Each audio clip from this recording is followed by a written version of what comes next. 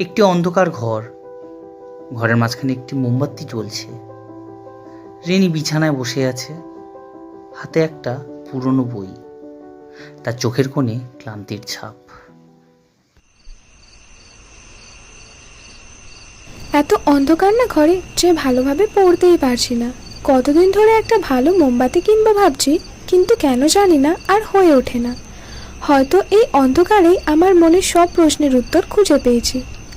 আর তাছাড়া আলোর তো অভাব নেই বাইরে, কিন্তু আমার মনের ভিতরে যেন একটা অন্ধকার বাসা বেঁধেছে।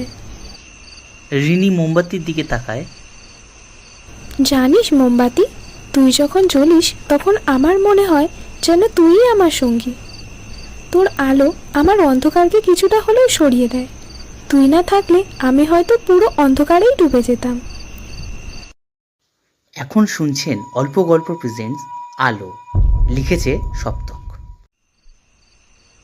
হঠাৎ বাইরের জানলা দিয়ে এক টুকরো চাঁদের আলো ঘরে প্রবেশ করে।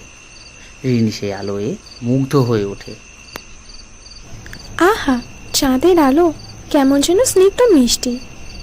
আমার জীবনের সব অন্ধকার তুই যদি এভাবে সরিয়ে দিতে পারতিস। রিনি চাঁদের আলোয় বসে চুপ করে থাকে।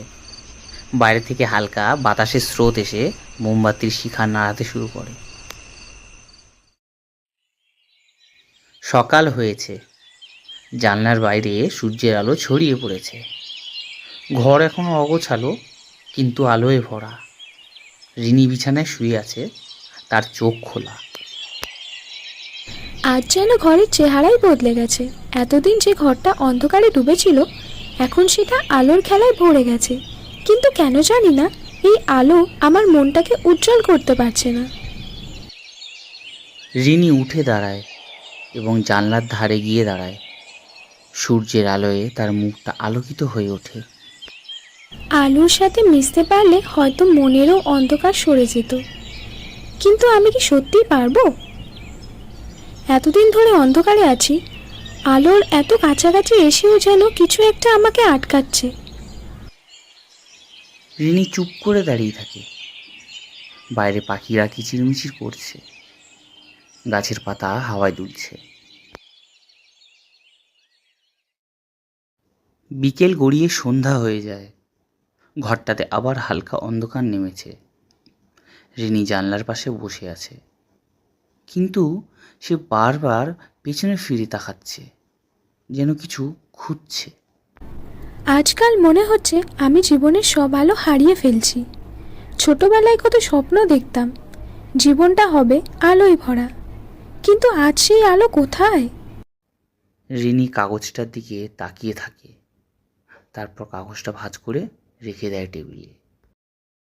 হয়তো আলোর পিছনে ছুটতে গিয়ে আমি বুঝতেই পারিনি অন্ধকারও জীবনের একটা অংশ। আলোর মূল্য কি অন্ধকার ছাড়া কি বোঝা সম্ভব? রিনি হঠাৎ জানলার বাইরে তাকায়।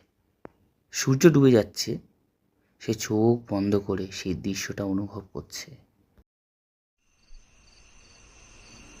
রাত হয়ে গেছে, ঘর আবার অন্ধকারে ডুবে গেছে। একমাত্র আলো মোমবাতির শিখা।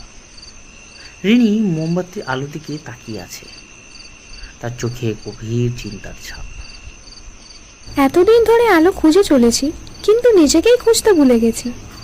হয়তো নিজের ভিতরের কোথাও একটা আলো আছে যেটা আমি দেখতে পাইনি। রিনি একটা আয়না নেয় এবং মোমবাতির সামনে ধরে। আয়নায় তার মুখ দেখা যাচ্ছে। তার মুখের দিকে মোমবাতির আলো প্রতিফলিত হচ্ছে। এই আলোটা তো আমারই, হয়তো ছোট, হয়তো ক্ষীণ, কিন্তু এটা আমার নিজের আলো। আলোর জন্য বাইরে কেন যেতে হবে যখন এটা আমার মধ্যেই আছে? এবার থেকে আমি নিজের আলোতেই পথ চলবো, সেটা যতই ক্ষীণ হোক। এই আলোই আমার সঙ্গী হবে, আমার মনের অন্ধকারকে সরিয়ে দেবে। রিনি মোমবাতির শিখায় ফু দেয়। ঘরে অন্ধকার নেমে আসে, কিন্তু রিনির মুখ শান্ত, হাসি মুখে বিছানায় শুয়ে আছে। ঘরটা আবার আলোকিত হয়, এবার সূর্যের আলোয়। রিনি বিছানায় শুয়ে আছে, শান্ত মুখে ঘুমাচ্ছে। ঘরের এক কোণে রাখা আয়নাতে তার মুখটা আবারও প্রতিফলিত হচ্ছে, এবার সূর্যের আলোর সাথে মিশে। আমার আলো আমি খুঁজে পেয়েছি, এবার জীবনটা সেই আলোতেই ভরিয়ে তুলব। রিনি ঘুমের মধ্যেই মুচকি হাসে। ঘরটা আলোর আভায় ঝলমল করতে থাকে। আপনারা এতক্ষণ শুনছিলেন অল্প গল্প প্রেজেন্টস আলো। পরিচালনা করেছে সুরজিৎ। গল্পের সূত্রধার আমি গৌরব। রিনির ভূমিকায় স্নেহা। এডিটিং করেছে ইমদাদ। ফিরে আসবো আবার এক নতুন গল্প নিয়ে। ততক্ষণ আপনারা ভালো থাকুন, সুস্থ থাকুন আর সকলকে ভালো রাখুন। দেখা হচ্ছে পরের গল্পে। এখনকার মতন টাটা।